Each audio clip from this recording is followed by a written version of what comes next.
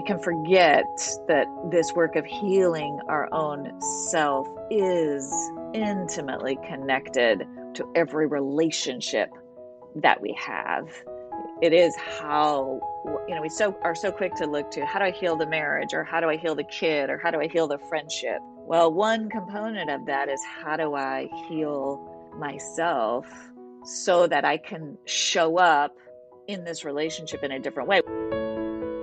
Hi friends, I'm Amy Julia Becker, and this is Love is Stronger Than Fear, a podcast about pursuing hope and healing in the midst of personal pain and social division. I have been hoping to interview today's guest for a while now, like maybe a couple of years, so I am very excited to finally introduce you to Dr. Alison Cook. Alison is a psychologist. She's a podcast host herself. She's the author of 2 books, including the recently released The Best of You. And I will admit that I was a little tempted to turn this into a personal therapy session for myself. And I did ask a lot of questions that I really wanted to understand for my own sake. But hopefully I was also able to ask questions that will be helpful to all of us as we learn how to bring healing into our lives. And do that so that we can bring health and wholeness out into our relationships with God, with our families, with our communities, with one another.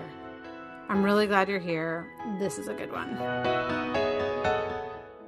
I'm here today with Alison Cook, and I have been a fan, Alison, of your work for a few years now. I told you this when we were talking before, but I first heard you when you were interviewed on the Bible for Normal People podcast, which was years ago. And it's really been a desire of mine to be able to talk to you in person. So I'm really glad that you wrote a new book and we get to talk about it here today. Thank you for joining us. I'm so glad to be here. I'm so glad you had me on. Thank you. Absolutely. So I just read your new book, and for those listeners who have not yet bought it, which I really do highly recommend, it's called The Best of You, and it just came out. And I thought, just by way of introduction to who you are and to the book, what I thought I'd ask is if you could talk about some of the personal experiences that you had that led to writing this particular book. So introduce us to you, but Sure. Give us a little bit of the how you got to this book in particular. Yeah. There's sort of the 20-year journey and then the 2-year journey. So the 20-year, right? The 20 years is I'm a psychologist. I grew up in a Christian background, knew a lot about God, knew a lot about the Bible, and knew absolutely nothing about myself and about how to be an adult in the world. And so I went to graduate school to study counseling and went on to get my PhD in psychology, and really was kind of shocked by, at some point in my early 30s, I was a therapist, it's kind of the cliche. I was helping other people, and I was like, I don't have a clue who I am, and wasn't really taught how to do that work of becoming a self. And in fact, in my case, was in many ways taught that wasn't something we should focus on, right? We should only focus on other people. We should always keep the focus on others. So my own kind of had to confront my own codependency, because of course that breeds codependency. Had to confront my own fawn technique, my fawn response, if we're talking trauma language, and really, take time to heal myself.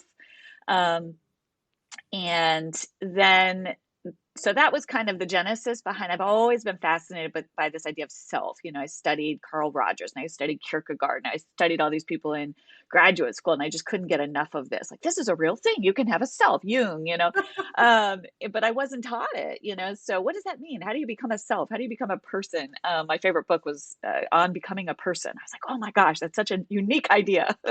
And now, of course, it's everywhere. This idea of true self, a lot, and it's been around forever. So many people have been talking about it for centuries. Now there's it's kind of almost trendy, but even that sometimes now is like, but what is it really? So that's kind of the big picture behind the book. And then 2 years ago, as I was beginning to write this book and really unpack some of the toxic messages I'd received, and what kind of putting my finger on and really being able to name, I had a stroke. I had this medical crisis, and it was just nuts, because then I'm fine, but I went into this whole new kind of period of recovering, of healing myself.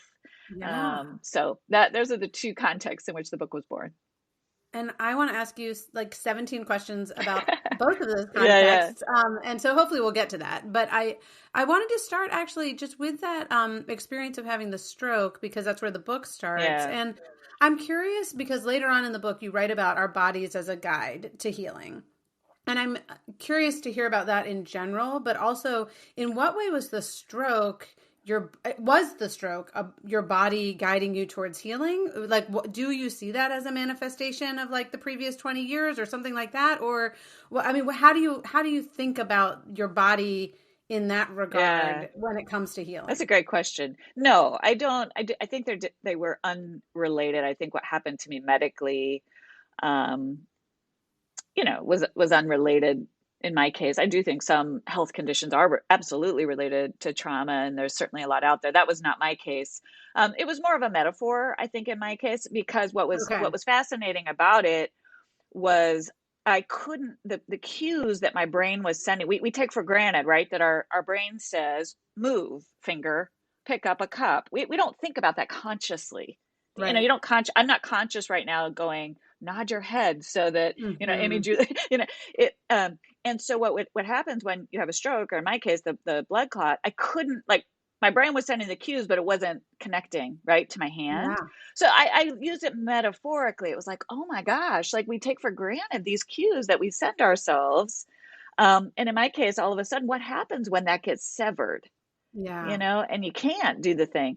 And so more what I'm talking about just in the emotional spiritual realm is we're getting cues all the time. Our emotions are sending us cues, our anxiety responses are sending us cues, our Mm-hmm. nervous system is sending us cues, our bodies are exhausted. That's a cue that Yeah. we need to pay attention to our soul, to our spiritual and emotional health. Yeah. Yeah, absolutely. Well, and that one of the things that I think in what you just said on your big picture introduction and then throughout the book is that you've got this Christian perspective that you have not abandoned, right? It Right. wasn't like you got to graduate school and you said, "Oh my gosh, I guess all that church stuff is out the door and all I need now is, these kind of psychotherapists." But you also said, wait a second, why was I not taught any of this when I Right. was growing up within the church? And what does the Bible have to say about this? And are they integrated? And I think, especially for people who have grown up with some sort of church or religious background, there are lots of those types of questions as we encounter modern psychotherapy. And you write a lot about this, and especially even your title, right? The best of you. Becoming the best version of you can, at least in certain circles, sound like becoming selfish Yeah. or ignoring what, Jesus means when he says, die to yourself or take Yeah. up your cross and follow me. And you do a lot to unpack that. So I won't ask you to give all of it away right here, but I'd love for you to just explain why becoming our best selves is not an act of selfishness. Yeah. And Like how do those things fit I think together? that's some of the misconceptions in our culture, right? Is there is this sort of superficial veneer of the best you, which is it's all about me. I'll do me. And I'm like, well, no, that's not exactly it. The best of who we are is deeply relational, is deeply Mm-hmm. connected to the welfare of other people. And so I kind of break it down as selfhood again, as I understood it from psychology. There's this ground, and I use the example of Jesus, which again, Jung talks about Jesus as the archetype of the self, Mm-hmm. meaning Jesus had a strong sense of self. He wasn't a Yeah. doormat. If Mm-hmm. he was selfless, it was always because there was a greater purpose. It came from Mm-hmm. strength.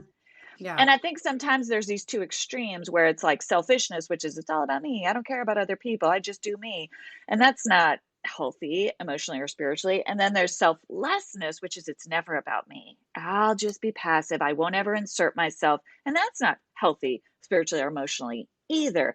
And to Right. me, the true self is this idea of become the self that God made us to become. And that inherently goes hand in hand with how we navigate well relationships with other people. That's a wonderful, succinct, summary that you really do spell out in greater detail in the book. But I love the way you put that. And that was part of why this book was a challenging read for me. Like, it was wonderful, it was inviting, it was important, but it was challenging because you push on some assumptions that I didn't even necessarily knew I had, both as a woman and as a Christian, because there's kind of a double layering, I think, of cultural assumptions about womanhood, as well as then Christians' assumptions about, being selfless or whatever. And then one of the things that came up again and again was the idea of desire, or asking the question, what do I want? And I think for much of my life, I have seen that as a question of being selfish. I'm supposed to sacrifice for the self of others, or even just like, I don't have time to think about what I want because other people have so many wants and needs and I'm supposed to be taking care of them. Right. So I really appreciated that. One of the exercises was to go and write down 8 to 10 things that you want and just do it. And it was such a revelatory exercise for me. So thank you for that. But I want to focus in right now and just ask you, like, why is it important for us to ask that simple question? What do I want? And why is that, again, not a selfish question to be asking? Yeah, because I love that exercise. I've done it myself too. It's always, and the reason I think it's important is this, especially for women, as you say, is we, imagine you're going to dinner. Simple question: where should we go to dinner? I don't care. What do you Mm-hmm. want? And it's fine to always be the one to. There's nothing wrong. I'm not trying to say we shouldn't compromise. I'm not trying to say that we shouldn't, especially if we don't care. But what about when we do care? And that's what I started to notice in myself. Like, someone would say, "Do you want to eat this brownie now?" Sure. And I didn't want it. I did not want it at that. So I'm like, why am I saying yes? Why? Yeah. I don't want this. No one, I don't need to eat this brownie to make this other person happy. I'm thinking of that example because it was literal. It was like, I remember this day I was stuffed. I had already eaten and I was going to coffee with a friend. And she's like, "Oh, let's get some brownies." And that was this light bulb moment for me that I was like, okay, great, sure. And I started eating brownies and I was like, I don't I don't want want brownies. these brownies. Yeah. And this is a friend. I can say, "Oh, no, thanks. Go ahead." Like, I Right. don't have to eat these. So that's what I mean by it's a silly example, but how often do we do that? And that's where I do think, even knowing, and so we have to know the impulse, how deep that impulse is in so many of us to just immediately jump to whatever the other person wants. Mm-hmm. Sure, there's going to be times where in a bigger thing, like, I don't want to move, I'm just making this up, I don't want Yeah. to move to Chicago, but my whole family is moving to Chicago, therefore I have to move to Chicago. At Right. least I know I'm going to do it because it's what's best for the people that I love, but I'm Mm-hmm. also going to honor the part of myself that doesn't want to make that move. And I'm going to befriend her and I'm going to care about that part of her, that part of me, Mm. right? So I Yeah. think I think when we get to the root of this question, what do we want? It's not always, okay, I'm going to go, how do I get it? It's, how do I honor it? How do I at least Mm. honor it, even if I can't get it?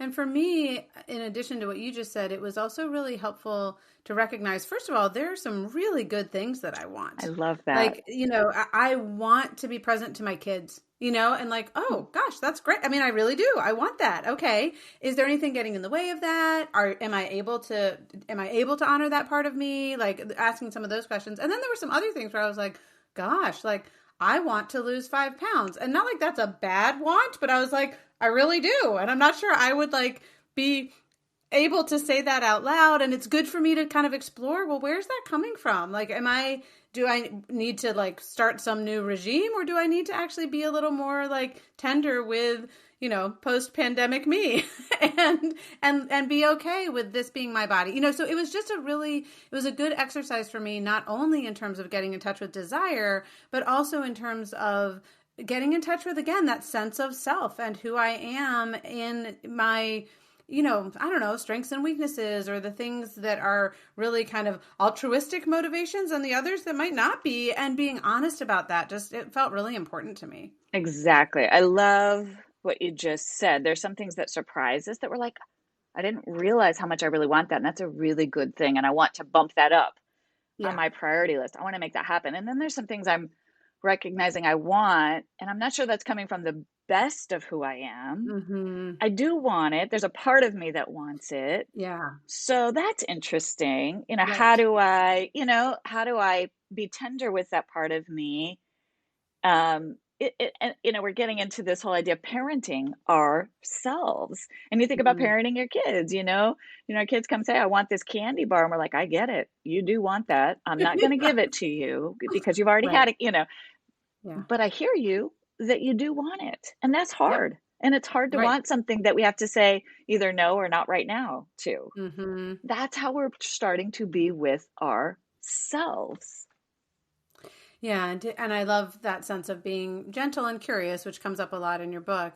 I want to go back to something you said early on in this conversation. You talked about the fawn response, and I want to Mm-hmm. get to that. You write about how we respond to stress and to fear with 4 different responses, and I would imagine that lots of people have heard fight or flight, Mm-hmm. and some people maybe fight, flight, and freeze. Mm-hmm. Right? That like when we encounter a fearful or stressful situation, we fight back, we run away from it, or we just freeze, kind of deer in the headlight type of thing.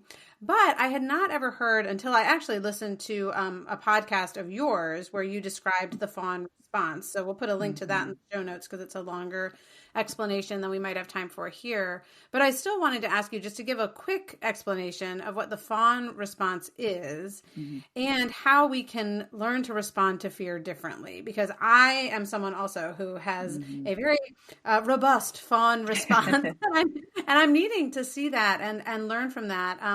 And you've been helping me in that, so I thought you could maybe say a bit about that. Yeah, I think so. And again, I won't give you the long-winded sort of technical explanation of it, but if you think about fight is sort of this activating energy where we're angry, where we're sort of amped up. Flight is sort of this retreat energy. Fawn, what therapists are beginning to discover, it's a conditioned response, and meaning that's what I'm getting at by the conditioned, meaning it happens outside of our conscious awareness. And it's this response to please, to win over, to make whoever's in front of me feel good. And that's what was happening in that moment with my friend. Oh, she wants brownies. Sure, let's have brownies, right? Mm, It was conditioned. I wasn't even conscious. I was so conditioned to say the thing that the person in front of me wanted to hear that it was almost outside of my conscious awareness. And so that's what we mean by when we talk about it as a nervous system response. hmm It's not even something we're aware is happening. Um, and so we're walking through, and that was sort of my story. As I became aware through that in my 30s, where I kind of had to become consciously aware of I don't even realize that I'm in these conversations with people so attuned to what they want from me that I don't even know what I want to say or how I hmm want to show up or that I'm tired or that I'm this. And that is a conditioned response that is very affirmed, unlike the fight response or even the flight response, where you're going to Right. get some external people be like, why are you so angry? Or why are you so passive? The fawn response, you get a lot of affirmation for. Yeah. People like it.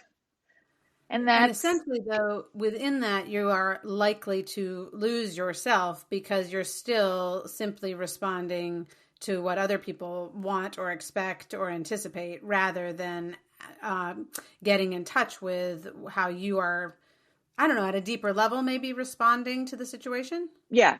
Pete Walker is the therapist who came up with it. And he really does link it to this idea of codependency. He was the first person to do that. And I talk about that a lot in The Best of You, which is essentially we've lost touch with that place inside, which is self, that place inside where we're clear, where we're calm, where we know who we are, and we're present.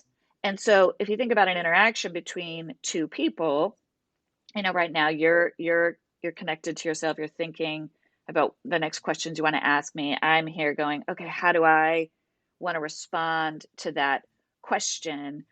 To have a healthy interaction with any two people have to be connected to Hmm their own selves, right? I mean, it's and so Yeah. what yeah, and so what happens if we're kind of leaving our own self in an effort only to please, to win over? It's a survival strategy. It sort of works in the moment to keep us safe, It's a way Mm-hmm. of being camouflage. That's why we call it the fawn response. It's like being a camouflage and becoming invisible. I call it the cloak of invisibility, right? It's the armor of invisibility. It's like if you don't really see me, if you don't know what I think, if you don't know what I want, if you don't know what my preferences are, you can't hurt me.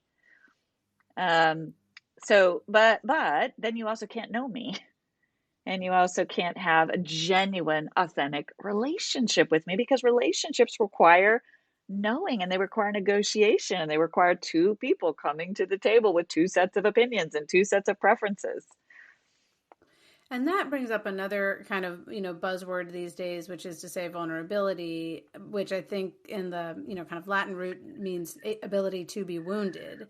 And Yeah. so there is a sense of I am putting myself in a place where I can be wounded by this other person Yeah. if I'm coming as a vulnerable, Oh, true self.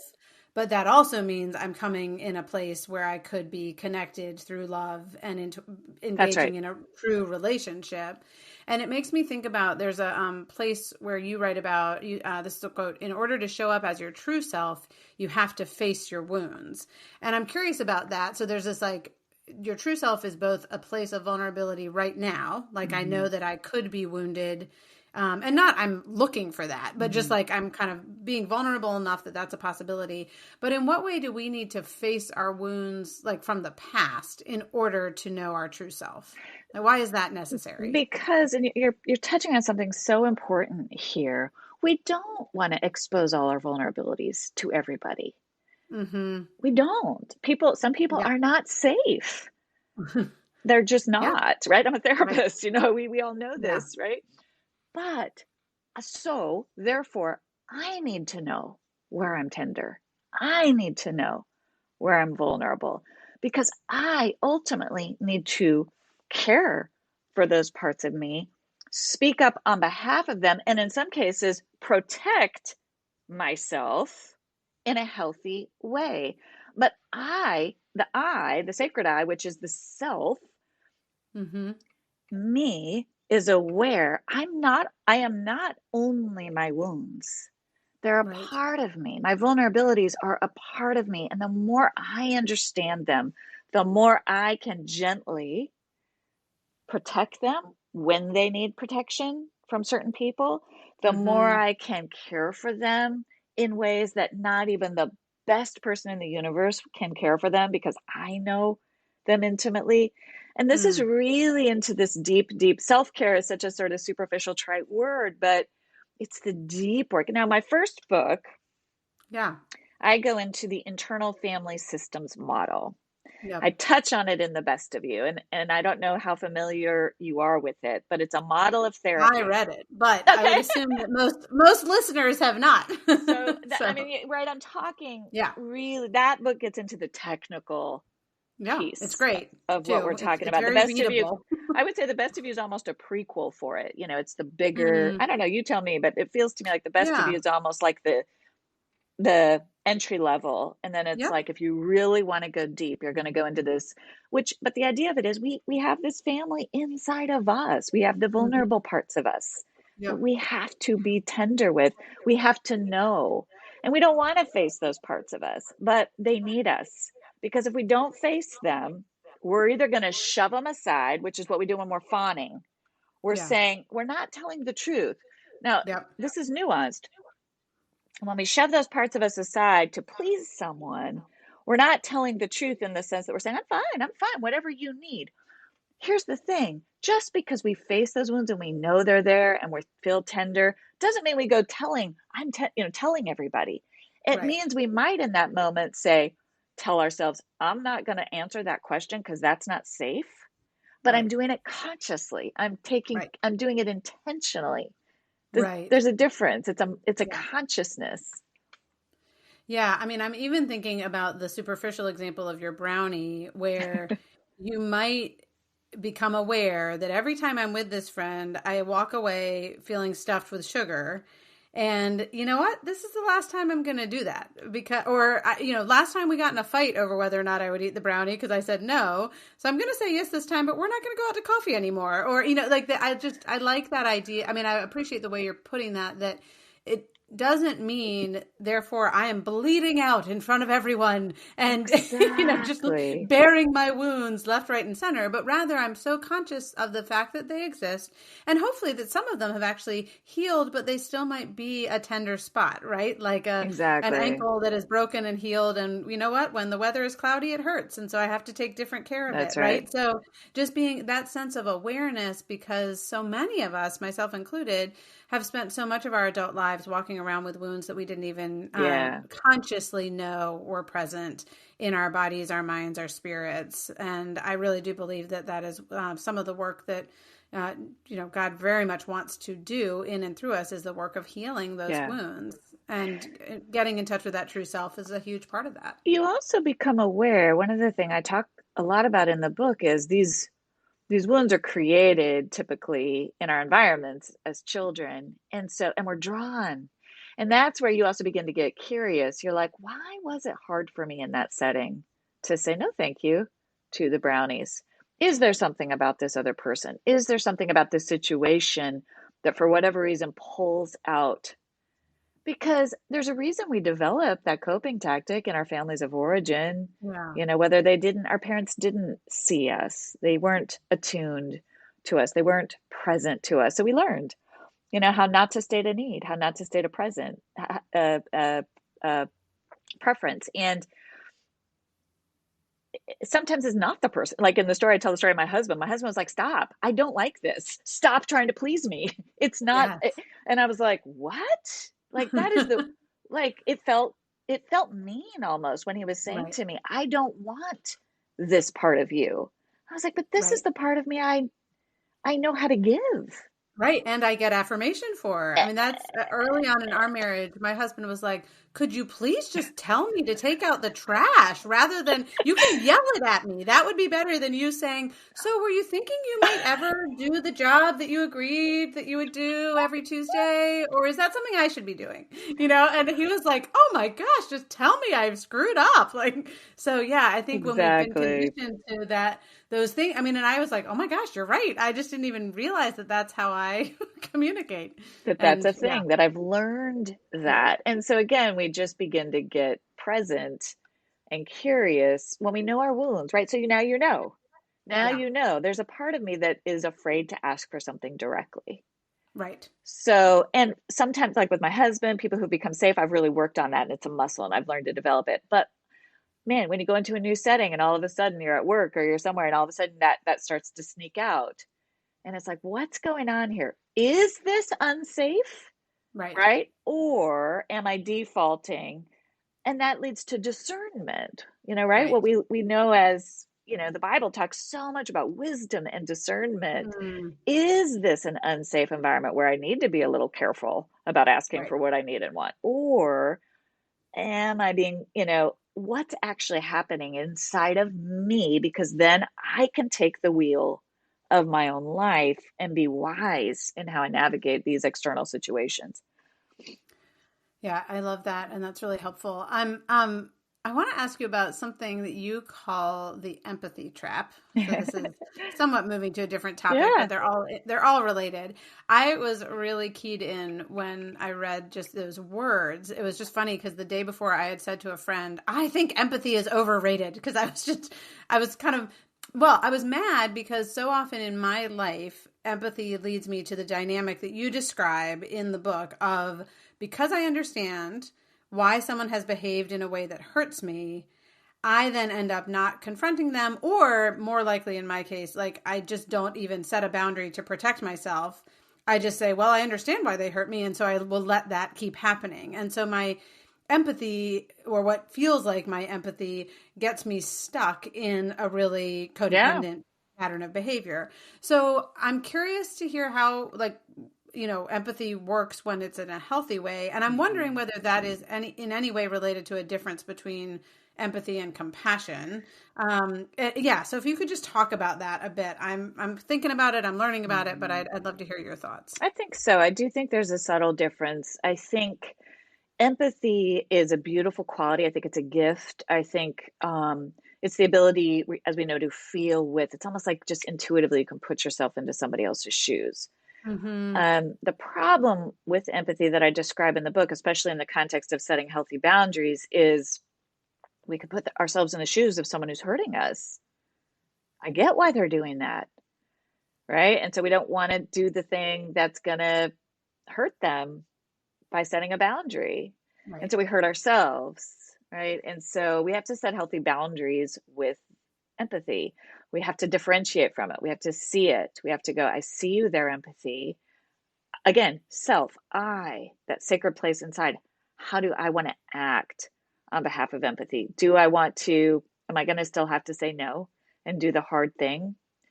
And feel that inside and say, that's where maybe prayer comes in. God, I have to I have to disentangle from this situation, extract myself. Mm-hmm. You take over with that person. How am I going to manage my empathy? Not letting my empathy lead me into unhealthy situations. It takes a lot of courage, I talk about. We have to have courage side by side with empathy. I do think compassion, when we're self-led, when we're leading from within, compassion is less of a lure. There's something about empathy that pulls us Yeah. right into those shoes and we can just lose ourselves.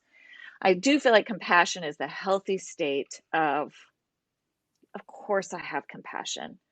Again, thinking about the kid, the child, that's the best analogy is the child who's acting out. Of course I have compassion for you. And I have to say no. I have to Right. stop. We Right. can't do this. Yeah.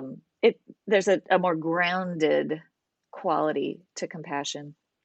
That I have found with my kids, as you mentioned that I tend to, if they have a hard, uncomfortable, even just an upsetting situation, Mm-hmm. my instinct is either to fix the problem Mm-hmm. or to be dismissive of the Mm-hmm. problem rather than to simply enter into the pain or discomfort of the problem with them. And obviously, Yeah. as a parent, sometimes it is my job to fix the problem. Yeah. It's probably never my job to dismiss it in the sense of I'm judging you and telling you you shouldn't feel that way, which I have an instinct to do. Like when Right. my daughter is complaining because we haven't been to Disney World 3 times and so has. I mean, I just want to be like, squash you down, right? But I've tried to learn to be like, okay, it is a hard thing Mm-hmm. when you realize that other people have gotten things that you haven't and you want Mm-hmm. them. Yeah. So I can enter into that hardship with you, and we're not going to Disney World again. Like that's also Absolutely. still And true. this is not what our family, is about. And Right. yeah, you can both two things can be true, but I think empathy, to your point, that's a great example of compassion, right? I get it. Yeah. It's hard for me when I see other people get things that I don't have and getting back to what I want, and then I have to go, do I actually want that? What's the Mm-hmm. thing beneath the thing?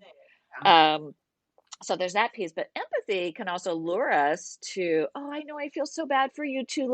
We will go, and that Yes. because you genuinely feel what it feels like in our little body to see all these other Right. people getting all these amazing things. And I mean, we can do that too. And that's also not healthy. Right. Right.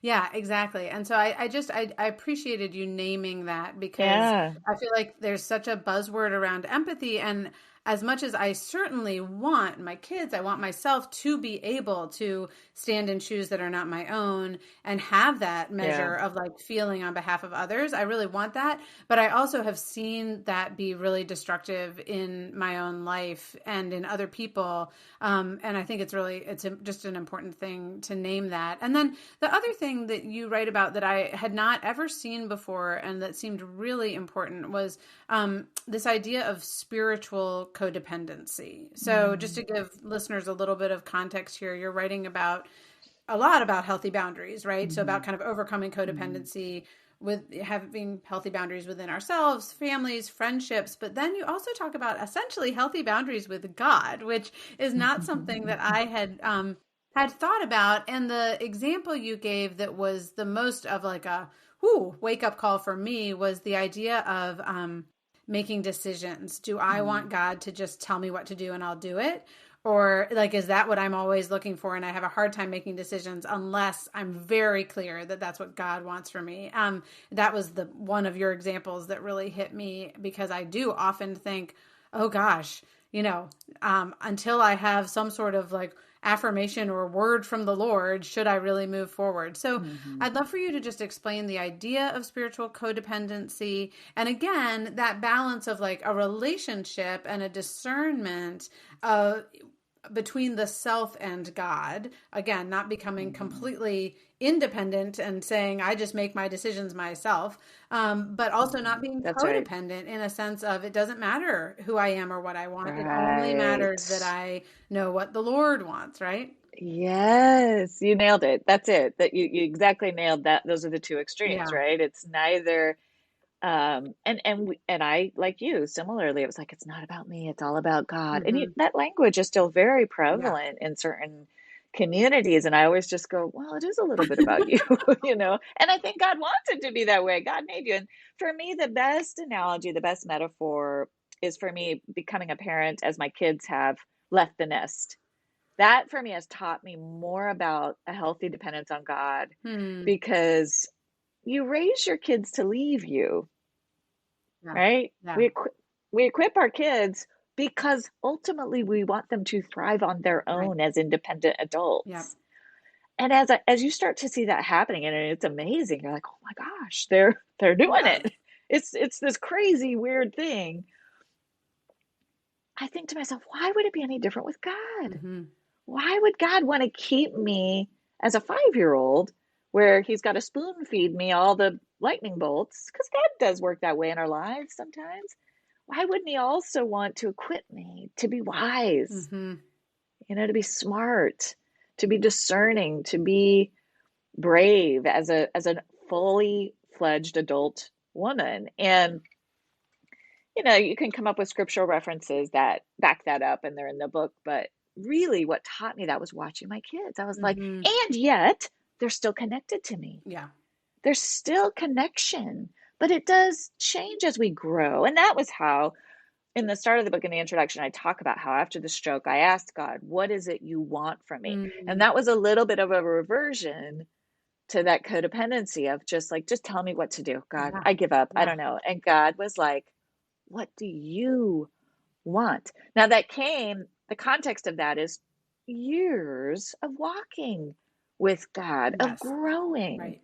as an emotional and spiritual being. God saying, I'm not playing that game with you Yeah. anymore. Right. What do you want? I've given you a mind. You've honed that mind, and that reminded me a little bit of that's when my 20-year-old comes to me and is like, I really need advice. I'm not going to say, it's going to be different Right. how I approach that 20-year-old than when they're two. Yes. I'm going to say, let's think about it together. What do you think? Yep. What are some thoughts you have? Oh, yeah. It's just our nature with our relationship with God grows. Yeah, and I think, I mean, again, that really spoke to me because I've found myself in a stage where I've even used exactly those words, like just tell me what to do and I'll do it. Because I think there is Yeah, just this obedient person within me that is like, I'm so afraid yeah, to get it wrong, and I I just want know. you to tell me what to do. And then and yet there's an invitation to a relationship of trust and interdependence that I think I have Yeah, not like fully realized in my own experience with God, and that was just a good encouragement to me. I Yeah. love that. Yeah, Absolutely. Well, thank you. thank you. I did have one more question for you. I am thinking a lot. I, have written a lot and thought a lot about healing, uh, thinking about body, mind, and spirit, which certainly is related to your book, but also thinking about the way in which the healing that we experience within our bodies, minds, and spirits affects our communities and our relationships. And we've touched on this a little bit, but I just wanted to close by asking you how you see this work of healing the self and of understanding the self. How does that Hmm. open us up for other possibilities for health and healing in our families, in our wider communities? Like, how does kind of healing beget healing? Yeah, no, I think it does. I do think it's not just both and, it's all and. As Mm, we heal ourselves, we bring more healing to our families, we bring more healing to our neighborhoods, our communities. Conversely, the more there's healing in other people, the more our world becomes a place, a safer, less toxic place. So, I guess there's a lot of ways to slice that onion. I think the way that I can really slice it in the book is this idea of we can forget that this work of healing our own self is intimately connected to every relationship that we have. Mm-hmm. It is how, we are so quick to look to, how do I heal the marriage, or how do I heal the kid, or how do I heal the friendship? Well, one component of that is, how do I heal myself Yeah. so that I can show up in this relationship in a different way, which sometimes, challenges relationships. But I guess in the grand scheme of things, I do believe ultimately, and this is sort of where the faith piece comes in, is that if we really are all created in God's image, and if God really does want each of us to become this truest, deepest God made self, that somehow as we each do that and learn to live in harmony with each other, that's kind of what heaven is. Right.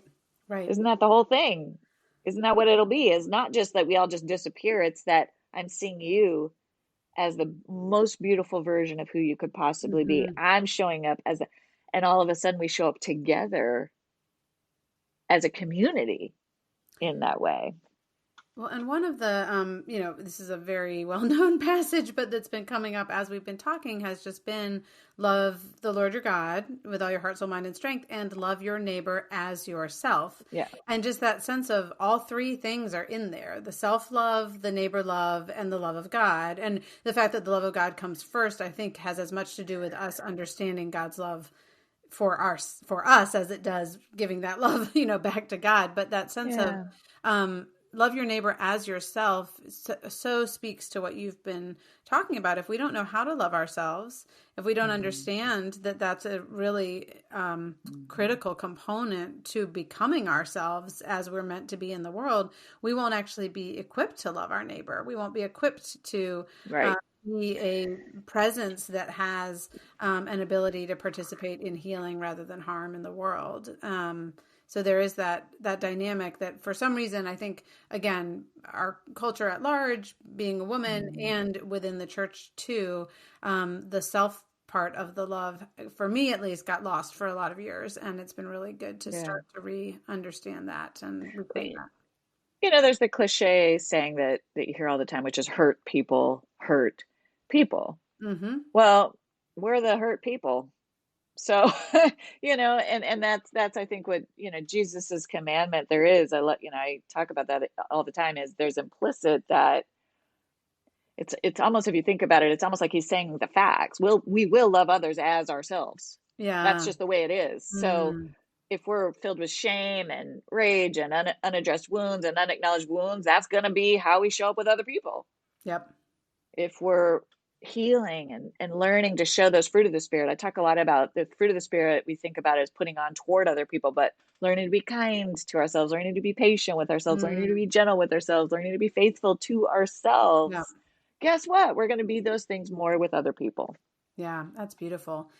And I think there's a truth to exactly what you said, like how we show up towards ourselves is how we will show up towards others. But also, hurt people. And I think people who are healing contribute to healing, right? Like that's there right. is Exactly. a relationship there that goes the other direction. And I think 100%. Your book is a contribution to that healing work. So thank you very much for that. And thank you very much for your time here today. Thank you. Thanks for such a rich conversation. Thanks, as always, for listening to this episode of Love is Stronger Than Fear. And I know I said this during the show, but I do want to recommend Alison's newsletter, her podcast, and especially her latest book, The Best of You. We will include links to all of those in the show notes. I also always want to say thank you to Jake Hansen for editing this podcast, and to Amber Beery, my social media coordinator, who does all the show notes and so much behind the scenes. I'm really grateful for them. I'm also grateful for you, for being here, for listening, for sharing this show, for reviewing it, for rating it, for telling other people about it. And I do hope and pray that as you go in your day today, you will carry with you the peace that comes from believing that love is stronger than fear.